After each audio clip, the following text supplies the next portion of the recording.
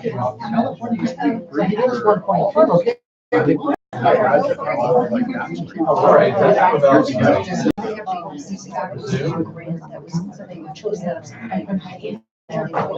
how do you want to begin? So I guess we'll tell you kind of where we are on what you handed us. So we don't have a response yet, and I don't know how long we plan to go today. I'd say it's probably doubtful we get a response today, and that's really for two reasons. One, it's a huge decision. Obviously, this is at the end of the day the thing that buys groceries, pays rent, and all that kind of stuff. So it's just a huge decision sort of on its own. And second, I think it's in order for us to move significantly in the direction that has been proposed today, I don't know that we're going to be able to do that without seeing some of the administration's position on some of the other things that we put out there. Because it's just, we're very far apart, right, on compensation, which I don't think is necessarily surprising. But I think to move this far, we're going to need to see exactly how far administration is willing to move on some of the many things in our proposals that don't necessarily have a price tag attached to them. And I was just kind of thumbing through our original proposal here, and I think there's a lot that can be sort of looked at as not having really a significant cost attached. The discipline piece, reduction in force, a lot of stuff in the faculty working conditions is not really monetary. A lot of stuff in the faculty rights Article 14 is not really monetary. Article 12, 10-year promotion and rank article is not a significant monetary component to that. So I don't know how quickly we want to get this done, but I think if we saw that, and frankly, if we saw significant agreement on a lot of what we proposed, I think that would make it easier to agree to something that's significantly different from what we proposed. So I don't know how feasible it is to get responses to a lot of that other stuff. I think that a lot of it was fairly boilerplate type of stuff, either copy pasting kind of standard contract language, or for things where IMMs already existed, copy pasting of those IMMs with some wordsmithing for a lot of that kind of stuff. So maybe that's something that can be gotten to us quickly by the next session or two, maybe not. But I think if we were able to do that and kind of get everything out there and be having a discussion about everything, I think that would greatly facilitate our ability to respond with the proposal that I think is going to be, at all kind of to your liking on that. So I don't know, what are your thoughts on the administration team's ability to get responses to some of these other articles that are out there? Well, depends on which ones, I guess, and we have similar thoughts on some of that as well. I can tell you, flashing ahead on the email issue, access to email, similar thoughts. So our position is we're still uncomfortable with allowing that access. However, a pretty vibrant discussion. If we had certain structures in place, would it be doable? Maybe, but it might depend on what else too. In terms of the compensation package, some further discussion on that. So, Brian, you correct me if I'm wrong, the non-recurring payment usually goes out in August, right? So the time constraint is we want to try and have that figured out between now and mid-August to ensure when everybody else gets it, faculty will get it. It's not a drop dead thing, obviously. It can get delayed, and it's paid out in lump sum, right, and not over the year. So trying to get as much of that discussed between now and that mid to late August date, I think would be beneficial. And we can have some of that discussion. To me, I think is our package shows it's important to have that discussion alongside the benefits article, things with the price tags.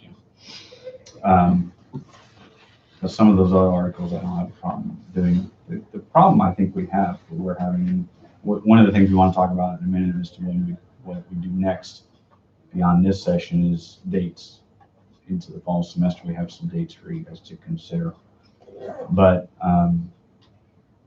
having them every 3 weeks, maybe instead of every 2, would be better, just because there's so much, probably same on your side, so much on our side that has to be kicked around and discussed and studied,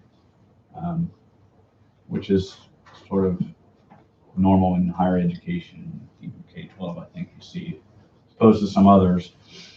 So a lot of the work gets done in between the meetings. And so trying to do that is the challenge. To get all of the stuff done with an initial contract is even more difficult. But so I don't know if that answers your question, but I get what you're saying, and we are not opposed to trying to package things together, trade off here and there, and that's kind of the nature of negotiations. I can tell you on tuition reimbursement, we're not in a position to respond to that today, but we want to respond. And up front, I'll tell you, we're not likely to agree to the 1.5 times the USF rate. The other stuff, however, I think opens up some ideas to work with, and we just need to figure out language and the structure of that. But it's going to take a longer conversation amongst our side to get that to you. So possibility we would have something for you at the next meeting, but that's only 2 weeks away. Maybe more likely the meeting after that. But faculty rights to tuition reimbursement, particularly, we want to get back to you on that. And the use of facilities, email, same deal. I don't know if I've noticed if there's specific items that you think go hand in hand with compensation that you want to suggest. The concern, Graham, is I don't want to, if we just, you named off 7 or 8 of them, trying to bite off all of that in 2 weeks is going to end up with us getting nowhere, it seems to me. But if there's, not that it has to be done in 2 weeks, but if there's 1 or 2 of those things that are either more important or easier tied with the whole compensation and price tag issues. Yeah.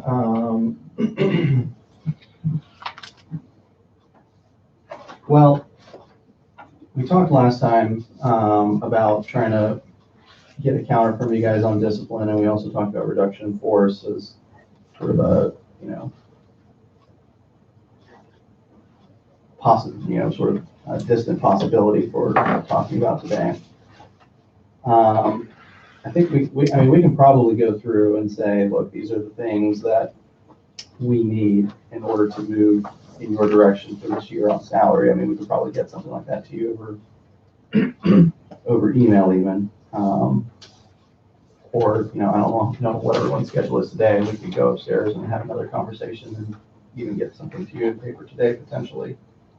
But I think what we would really like to do is hopefully not have to schedule too many dates in the fall. Because I think, we talked about a lot of the things that I think are going to be kind of thornier. So if we can package some of those together with compensation and do that, hopefully a lot of the other stuff is just not going to be that complicated. Things like faculty offices and parking. I mean, we've made proposals. Those are things that they can either be met or they can't be met. And if they can't be met, here's what can't be met. And there's not, just the nature of physical space, there's not a whole lot of room to really negotiate those types of things. So I think a lot of the other issues are kind of going to be in that box of, it's just, okay, what's practical, and it's going to be easy for both sides to sort of objectively see what's possible there. But if you'd like, we can go upstairs and kind of go through and highlight some sections that, if you give us most of what we want, we can probably give you most of what you want on some of these other things. One thing I did want to talk about briefly was, in our proposal on compensation, we had proposed a step schedule. And we had the discussion that doesn't, of course, necessarily mean that the institution is committing to 30 years or 20 years or however many of perpetual raises, but there is a strong interest in the faculty in having a structure in place that they can really see and have some idea of what to expect, even though it may always be subject to negotiations in future years. So one thought, obviously, money's scarce. It's, there's a price tag associated with moving on to a salary schedule. So I just wanted to see if we can, fiddle with the numbers based on the information we've received about what people are currently making to make the cost of moving to a step system schedule fairly negligible. Is that something you'd be receptive to, or are we not in the same place on the concept of having a step schedule? Well, I think candidly, it's probably not something that we'd be agreeable to, not having seen. Why? What's your rationale? Because step plans result in increased costs. I mean, I understand why you can negotiate and whatnot, but once it's out there, it's an expectation. You saw it with the school district here last year, big fight over step plans, and I was guaranteed this, and everybody assumed it was coming, and it didn't come.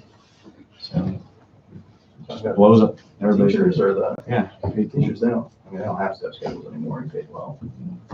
Hillsborough had similar type plans where they thought they were going to get this money and it didn't come through because the funding never came in, and it ended up in a big fight for 6 months. And that's the kind of, not saying that would happen here, but it's the kind of things that when you have it out there, you can say, yeah, it's contingent on funding, things of that nature, but there's an expectation. The same reason now you guys want it. I don't begrudge, everybody wants to see, here's the structure, here's what, if things work out, what will we make, but it's too hard to predict that. Our budget, I think, shows that. So part of that is you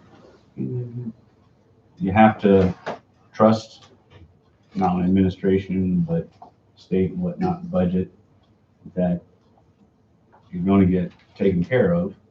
No one ever gets everything they want, certainly, but faculty are important. I think that's something that we keep repeating, and I hope, I know I'm just a spokesperson, but I hope that you've shown that over the years, but it's difficult to agree to those kinds of things. Well, I think that's probably going to prove to be a good example. I mean, there's not, the movement to a step schedule is not as itself an intrinsically expensive thing. So if the issue is, what can we afford? And this is something that can be made affordable. That's important to the faculty that doesn't commit the college's resources. That may be the kind of thing we need in order to. Yeah, but then let me flip the question. I mean, why do you want it? What's the same reason you guys want it? The same things that would cause us issues. We want a clear, defined path to top salary, because right now it's too up in the air, minimum or maximum, but there's no seeming path to ever get to that maximum. So we want a clear, defined path to top salary. How do you get it? When do you get it? That's what I'm saying. Those are the kind of things that once we put that in place, then there's that expectation. You can have all the limitations and caveats you want. There's going to be that expectation out there, and if it doesn't come to fruition because the state's not giving us money or what have you, then it's going to cause a big, huge mess, headache, and adversarialness. And I get it. I understand. I mean, I think it's causing that mess. A lack of one. I understand, but it's the budget is. I think we talked about it early on in the process. We're subject, the whole, if you will, to the state in a lot of respects. And we don't like it any more than you guys do. And it's easy to say, well, why don't we just raise tuition and things of that nature? That's easier said than done too, obviously. Okay, well, I mean, if you want, we can, So you can, I'll say this, you can propose it if you want, but I think it's not something that's likely to get very far on our side based on what I've heard. okay. Well, we can, if you want, we can go upstairs and, kind of look through the, like I mentioned, kind of look through here and highlight some things that are sort of, You want to do that here, or do you want to do that and email it to me later, whichever? I'm fine either way, but I don't want to put you on the spot and have to come up with something this afternoon if you can take a day or something to do it. It's Well, up to you though. yeah, I mean, why don't we see, and if there's a lot of disagreement, maybe we need to take a couple days, but if people generally agree on what's important, then Everybody's here, so it might be easier. Mhm. That would be helpful, I think, because we do have a meeting in 2 weeks.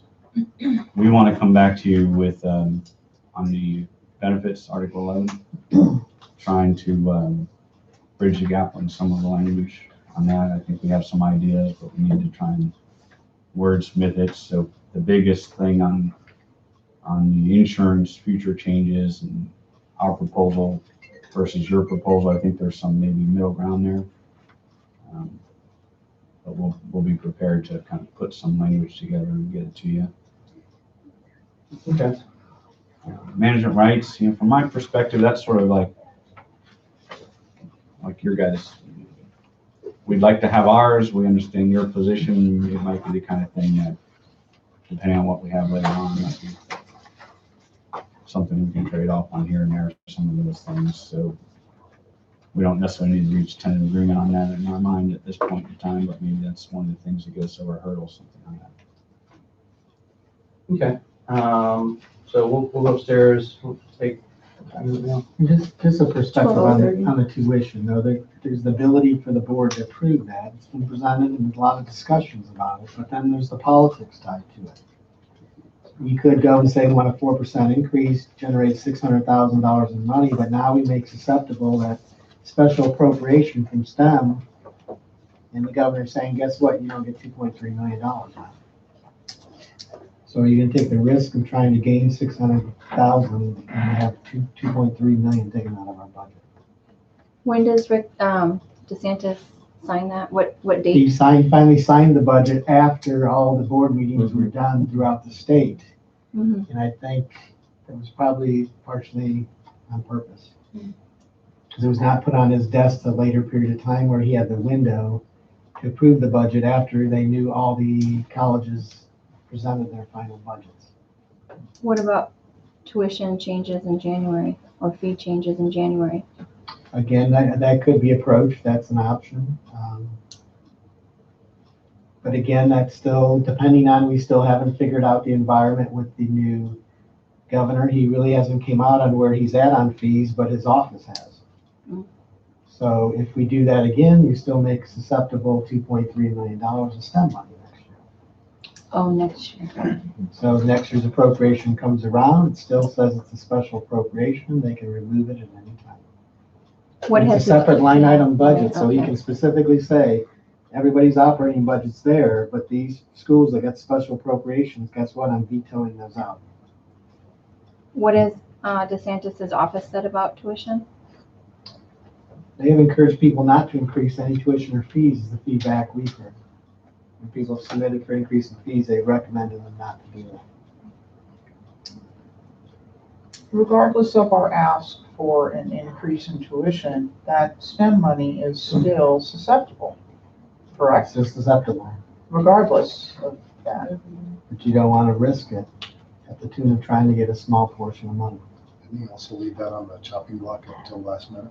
Yeah, because the separate appropriation, he can actually veto it out, veto all the other appropriations and veto the special appropriations out. Right, and we have at least a dozen or so faculty and staff who are exclusively reliant on those STEM allocations in addition to programs being able to function because of equipment and supplies up until the last minute. Dr. Beaver and I were at a conference, and he received a request from the governor's office for an immediate, on-the-spot, same-day response to a STEM return on investment summary, which we could not get that same day, but we got it with our team the following day. So gratefully, it was approved without any problems. But again, it's just a very tenuous, it's a tenuous funding. It just happened to USF this year. Correct. They had a multiple year appropriation, I think it was $1.7 million for special funding, and the governor vetoed it after multiple years. One of the other schools who put a capital improvement fee increase in got that, but then got vetoed on the special project allocation they got, which was less than what they got by increasing the capital improvement fee. Was that Lake Sumter? Yes. Yeah, and it's unfortunate you've got all of this happening first contract with a new governor. I think that is a lot of uncertainty, but obviously something that administration's watching, I imagine. UFF's watching pretty closely. Because really, I mean, the trend for the last couple of years, like I said, is $200,000 of new money the last 2 years. The prior year before that, they took $800,000 away from us because they wanted us to eliminate developmental ed. They told us to get rid of it. So it's not been a kind funding environment. How close are our STEM programs? And I'm thinking in terms of aviation, cybersecurity, and engineering technology. I'm thinking of those three. Welding, Okay, welding is considered STEM? yes, welding technology. Okay, so the whole Marchman thing. How many of them are we at a more of a net neutral or breaking even? Where do we stand in the development of those programs as to if they're paying for themselves yet or close to? We can provide that analysis. The welding program is doing remarkably well. they've been. Cybersecurity is doing well, part of our IT program. Aviation is still in the early phases. We What have about engineering technology? engineering Is that- technology is doing remarkably well. Plus, remember, we 5 mathematics positions as well. So the whole goal, the goal was to eventually have these programs become self-sufficient, where we would not have to rely on STEM dollars to be able to Right, offset. that's what I was trying to ask. Right. Yeah, that's the goal. We're not there yet. That's why we still rely on them. But Your biggest challenge without tuition going up for 7 years correct, that's the is issue. it's almost impossible for faculty who's been here a while to have enough people in their class to pay for their compensation. So you've relied more and more over the years on state appropriations. That hasn't gone up. Tuition hasn't gone up, but your costs have gone up. So your courses technically aren't breaking even. They have to be subsidized by the state appropriation, but the state appropriation is not going up. Well, even in anatomy and physiology, we just funded one of the positions. That's a STEM area as well. But we've been very conservative because we still need equipment, we still need supplies, we still need facility modifications. But the past couple of years, we've been very conservative and prudent and judicious on how much we allocate to programmatic costs, so that we don't adversely affect the livelihoods of the individuals we hired on that.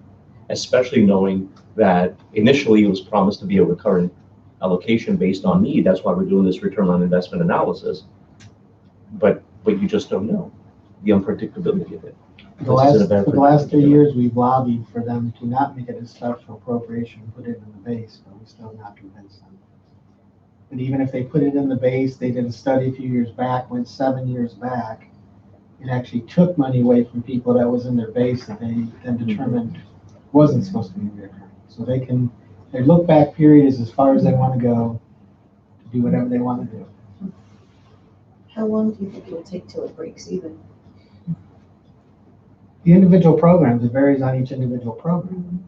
I mean, when you have higher cost, certain programs are just higher cost. Your aviation, you've got investment in that.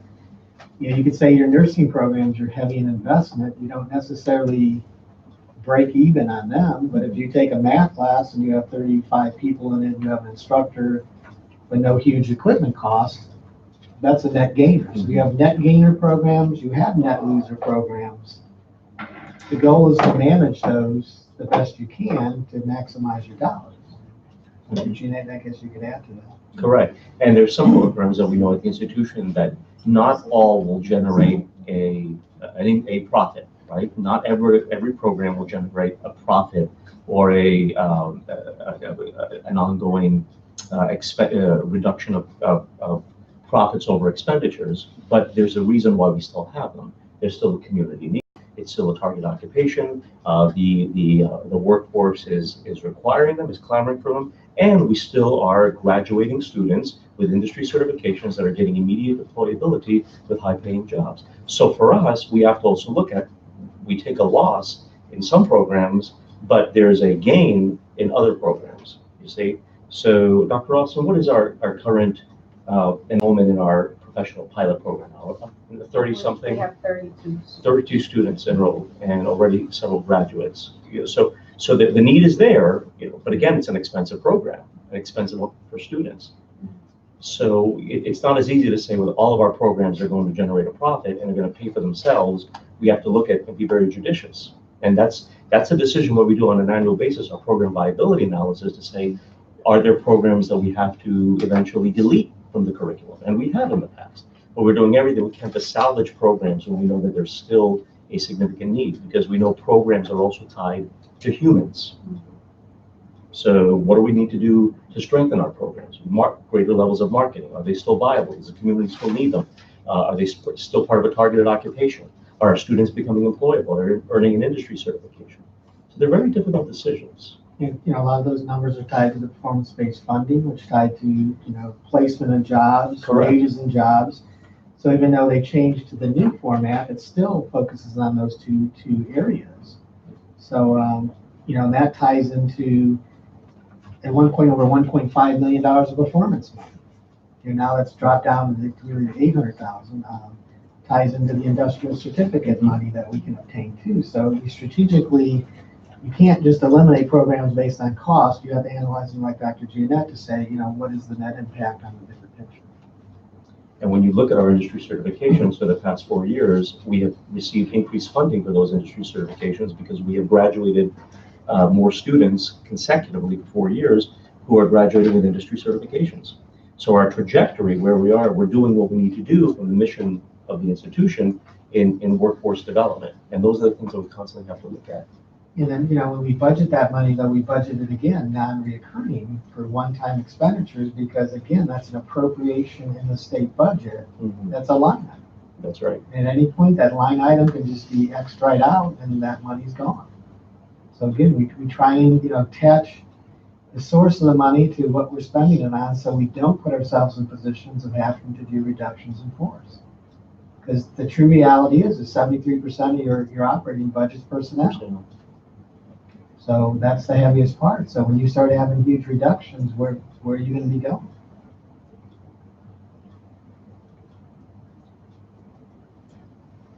Okay, why don't we take about 20, we'll come back at 1:15 and kind of give you an idea of what the kind of big things we're looking at are. Yeah, let me give you dates too in the fall that we're kicking around, so that you maybe, if you have an opportunity, to take a look at your calendar.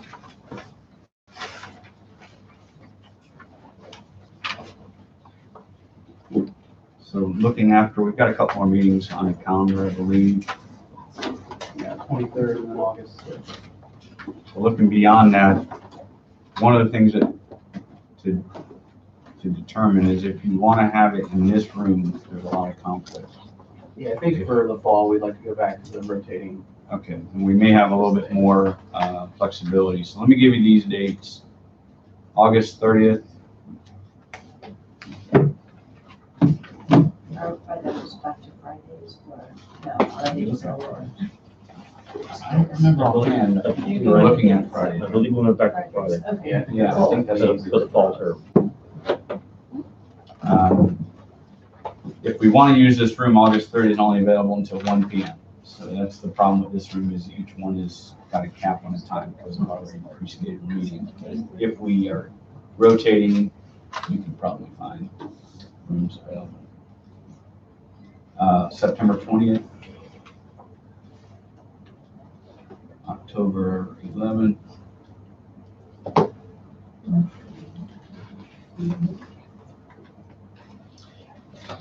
October 11th, we're going to be in CIA, CSA out of town, the entire administration and academics and student affairs. That's the one. So maybe not. Yeah. Alternative then, how about November 1st, It's fun. November 22nd? Is that Thanksgiving? Let's see, what week is, Thanksgiving week is it that week? Thanksgiving is the 29th. Okay. Oh, no, 28th, I'm sorry. Okay. So it's the Friday before the 22nd. Third Thursday in November. You got it. Professor Francine, you're on it. Yes, I got anything else, Thanksgiving.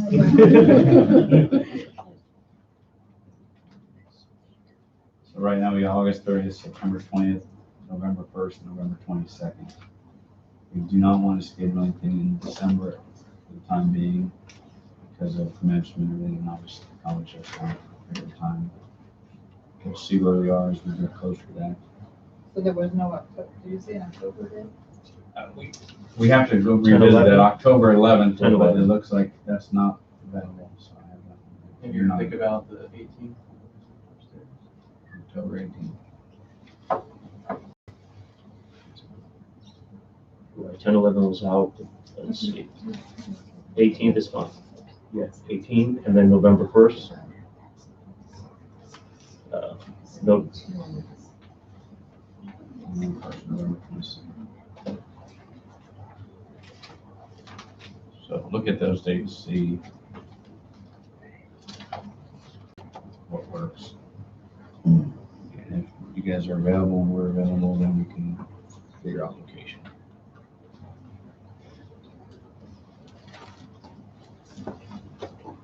Okay.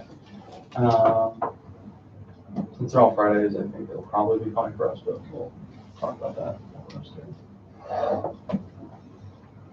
Okay, so we'll aim to be back by 1:15.